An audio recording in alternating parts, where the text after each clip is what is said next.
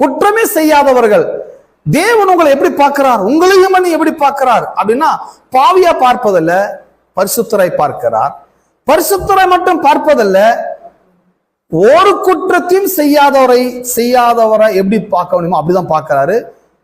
குற்றமே மறந்துறாரு, அவரு குற்றத்தையே மறந்துறாரு, குற்றத்தை அழிக்கிறாரு, குற்றம் இல்லாதவன் ஆக்குகிறாரு. கடவுள் அதை செய்யறாரு, கடவுள் பண்றாரு அது. அதுக்கப்புறம் ஒண்ணு உங்களை பரிசுத்தர் ஆக்குறாரு, அதுவே ஒரு பெரிய பதவி. பரிசுத்தர் ஆக்குகிறார், பட்டம் கொடுக்கல, பரிசுத்தர் ஆக்குகிறார். 2, குற்றமற்றல் ஆக்குகிறார். கிறிஸ்தவ நடந்த விஷயம் இதெல்லாம் கடவுள் செய்யறாரு. 3, கண்டிக்கப்படாதவர்களாகும். எல்லாம் கண்டிக்கப்படாதவர்களாகும். ஜட்ஜ்மெண்டே இல்லைன்றாரு, உங்களுக்கு ஜட்ஜ்மெண்ட் இல்லைன்றாரு.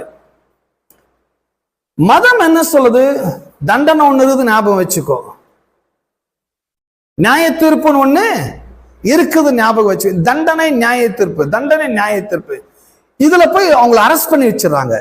ஆனா வேதம் சொல்லுது, இல்ல இல்ல, முன்னால நீங்க தண்டனை பெறக்கூடிய நிலையில இருந்தீங்க, முன்னால நீங்க எல்லாம் பாவியா இருந்தீங்க, முன்னால நீங்க குற்றமுள்ளவா இருந்தீங்க, தேவனுக்கு தூரமா இருந்தீங்க, சத்ருவா இருந்தீங்க. ஆனா சிலுவையில சிந்தின ரத்தத்தினால உங்கள் பாவங்கள் அனைத்தும் கழுவப்பட்டிருக்குது. நீங்கள் பரிசுத்தராக இருக்கிறீங்க, குற்றமற்றவர்களாக இருக்கிறீங்க. அதோடு கூட பனிஷ்மெண்ட்ங்கிற பேச்சுக்கே உங்களுக்கு இனி இடமே கிடையாது, அக்கினி தீர்ப்பே கிடையாது. கண்டனம்ங்கிற பேச்சுக்கும் இடம் கிடையாது.